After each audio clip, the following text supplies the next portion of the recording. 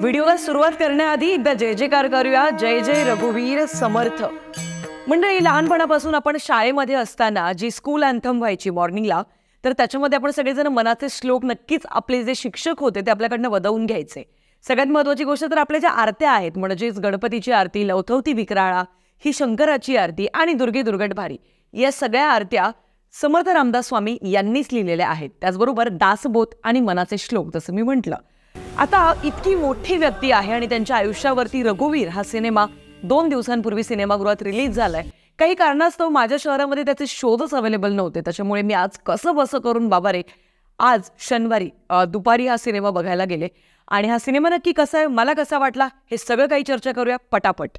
चला, सगळ्यात आधी कास्टिंग बद्दल बोलूया. तर विक्रम गायकवाड आपल्याला दिसत आहेत मुख्य भूमिकेमध्ये, म्हणजेच समर्थ रामदास स्वामी यांच्या भूमिकेमध्ये, आणि रुजुता देशमुख दिसते त्यांच्या मातोश्रींच्या भूमिकेमध्ये.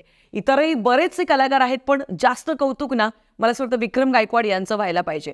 खरं तर एक नॉर्मली आपण जर का विक्रम गायकवाड यांना बघितलं ना, तर असं इमॅजिन सुद्धा होणार नाही की बाबा रे हा जो कलाकार आहे, हाच कलाकार समर्थ रामदास स्वामींची भूमिका इतक्या सुंदररित्या पार पाडू शकतो.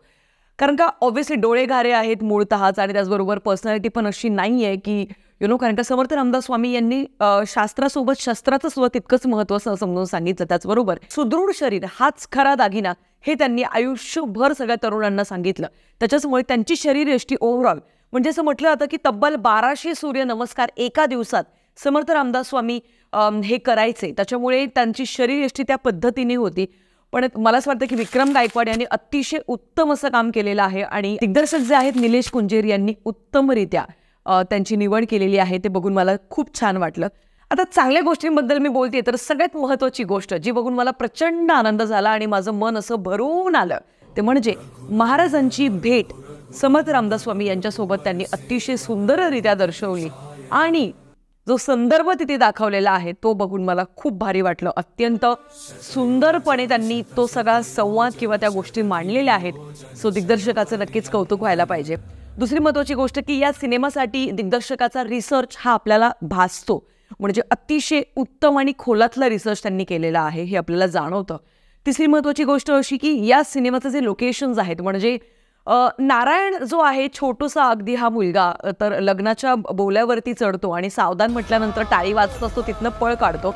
तर याच 12 वर्षाच्या नारायणाचं रूपांतर समर्थ रामदास स्वामीमध्ये कसं होतं, त्या 12 वर्षांचा काळ, कुठे कुठे ते भारत भ्रमंती त्यांनी केली, त्या अख्ख्या 12 वर्षांत भारतातल्या कुठल्या कुठल्या एरियात ते गेले आणि कशी त्यांनी त्यांची तपश्चर्या केली असेल, हे सगळं काही दिग्दर्शकाने, मला असं वाटतं प्रयत्न अतिशय प्रामाणिक होता आणि मला तो आवडला.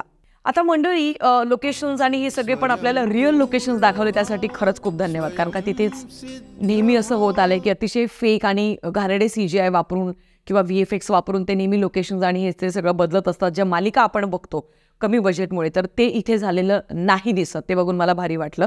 पुढची गोष्ट अशी की जेव्हा जेव्हा समर्थ रामदास स्वामी आपल्याला स्क्रीनवरती दिसतात, तेव्हा त्यांच्यातले आणि त्यांच्या शिष्यातले, म्हणजे गुरु शिष्यांमधले संवाद खूप सुंदर आहेत आणि टिपण्याजोगे आहेत. आता रावळात नुसते टाळ फुटायचे नाहीत, तरुणांनी व्यायाम करायचा, मग बघू कोणाची हिंमत होते आपल्या देवांना हात घालायची. ते अजून जास्त असायला पाहिजे होते असं मला जेन्युइनली वाटलं. जेव्हा जेव्हा समर्थ रामदास स्वामी येत आहेत आणि उपदेश करतायत ना, ते बघून खूप भारी वाटतं. सुदृढ शरीर हाच खरा दागिना, देव दगडात नसतो मनात असतो. आणि नक्कीच मला असं वाटतं की आपला आत्मा तृप्त होतो. आता अजून एक महत्त्वाची गोष्ट की हा सिनेमा शेवटी तुम्हाला थोडंसं नक्कीच रडवतो, आणि या सगळ्या होत्या चांगल्या चांगल्या गोष्टी ज्या मला या सिनेमाच्या खूप खूप आवडल्या.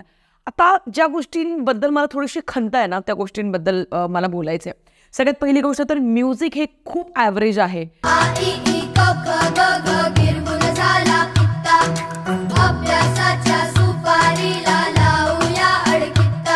बॅकग्राऊंड स्कोर असेल किंवा ओव्हरऑल जी गाणी असतील, मला असं वाटतं की याच्यामध्ये ना खूप जास्त अजून छान काम ते करू शकले असते. कारण का मनाचे श्लोक असतील किंवा समर्थ रामदास स्वामी यांनी आयुष्यभर रचना केली आहे सुंदर अशा वाङ्मयाची, त्याच्यामुळे मला असं वाटतं की त्या हिशोबाने काही गाणी अजून ॲड ऑन करता येऊ शकली असती. गुरु शिष्यांची परंपरा पुढे नेण्याजोगी काही गाणी, एखादं गाणं तुम्ही ॲड ऑन करू शकले असते. पण हरकत नाही, म्युझिक ॲव्हरेज जरी असलं तरी आता ज्या गोष्टींची सगळ्यात जास्त खंत आहे ती अशी की जेव्हा जेव्हा मुघल दाखवले गेलेत या सिनेमामध्ये किंवा आदिलशहाचा जो सीन आहे, मला असं वाटतं ना गेल्या 15 वर्षात मराठी सिनेमासृष्टीत जेवढे असे सिनेमे बनले ऐतिहासिक जिथे मुघलांचा उल्लेख आहे, तर तिथे तिथे ना त्यांचं एक पेटी आहे आपल्या आजीची नसते का एक पेटी, अगदी तशीच. त्याच्यावरती मुघलांचे कपडे असं लिहिलेलं आहे आणि तीच पेटी सगळ्या सेट्सवरती फिरत आली गेली 15 वर्ष, कारण त्याच्यात काहीच नवं नाहीये. इतकं नकली ते वाटतं बघताना. आणि तुम्हाला लिटरली असं वाटतं की अरे आपण मालिका बघतोय का, आणि अत्यंत लो बजेट तिथे तुम्हाला जाणवतं. आणि मला असं वाटतं की आता मेकअप आणि कॉस्ट्युम डिपार्टमेंट किंवा हेअर डिपार्टमेंट यांनी खूप जास्त आता प्रगती करायला पाहिजे किंवा अपग्रेड स्वतःला करणं फार गरजेचं आहे. कारण त्याच गोष्टी त्याच पेट्या जर का प्रत्येक सेटवरती फिरत असतील तर ते तुम्हाला खूप खूप निराशा देऊन जातं. आता मंडळी, ही खंत तर होतीच, पण सगळ्यात जास्त माझं मन कुठे तुटलं माहिती आहे का, की अख्ख्या सिनेमाचा जो मेन गाभा आहे तो असा की समर्थ रामदास स्वामी हे आयुष्यभर रामाच्या शोधात त्यांनी सगळं आयुष्य घालवलं आणि तरुणांना छान छान उपदेश दिले आणि ते अत्यंत सुंदर रीत्या त्यांनी मांडले. म्हणजे मारुती मंदिराच्या स्थापना असू देत किंवा छोट्या छोट्या अंधश्रद्धांच्या विरोधात त्यांनी जो आवाज उठवला किंवा जी सुंदर त्यांनी मठांची स्थापना केली, हे सगळं खूप छान टिपलंय, खूप सुंदर दाखवलंय. पण सगळ्यात महत्त्वाची गोष्ट होणार होती ती म्हणजे क्लायमॅक्स, आणि ती म्हणजे अशी की समर्थ रामदास स्वामी यांची भेट साक्षात भगवंतासोबत होते. कारण तो सीन मला असं वाटतं की सगळ्या सिनेमाचा हायलाईट ठरणारा होता. पण तिथे काय कॉस्ट्युम होता तो देवाचा. म्हणजे प्रत्येक नाक्यावरती गणेशोत्सवात जी छोटी छोटी नाटकं मुलं सादर करतात ना, त्याच्यामधले जे देवाचे कॉस्ट्युम्स असतात लिटरली ते फील होत होतं.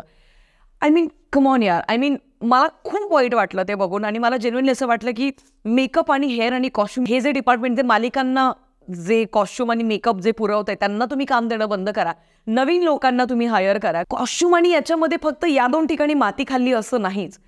महाराजांची भेट हा इतका महत्त्वाचा विषय ठरणार होता या सिनेमामध्ये.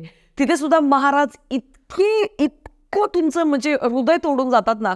तो कलाकार सुद्धा चुकीची चॉईस होती असं मी म्हणेन. किंवा अजिबात नाही यार, महाराज आहेत ते आपले. जिथे आपण एकीकडे देवाला पुजतो ना, त्यांच्याच समवेत पॅरलली आपण महाराजांना पुजतो.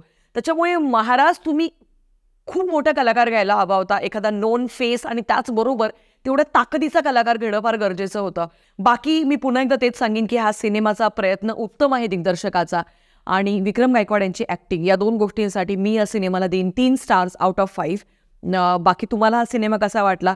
जर तुम्हाला खऱ्या अर्थाने तुमच्या घरात जर का लहान मुलं असतील तर डेफिनेटली तुम्ही तुमच्या लहान मुलांना, फॅमिलीतल्या मेंबर्सला घेऊन या सिनेमाला जा, कारण त्यांना समजतील समर्थ रामदास स्वामी कोण होते ते, आणि त्यांना हेही समजेल की आपण किती भाग्यवान आहोत की आपण याच मातीत जन्माला आलो जिथे इतक्या थोरा मोठ्या संतांची परंपरा आपल्याला लाभली आहे. बाकी हा व्हिडिओ तुम्हाला कसा वाटला ते प्लीज कळवायला मला विसरू नका. आणि समर्थ रामदास स्वामी यांच्यासाठी हा सिनेमा बनवल्याबद्दल मी दिग्दर्शकाचे आणि विक्रम गायकवाड या दोघांचे खूप खूप आभार मानते. भेटूया पुढच्या व्हिडिओमध्ये. तोपर्यंत प्लीज काळजी घ्या. Peace out.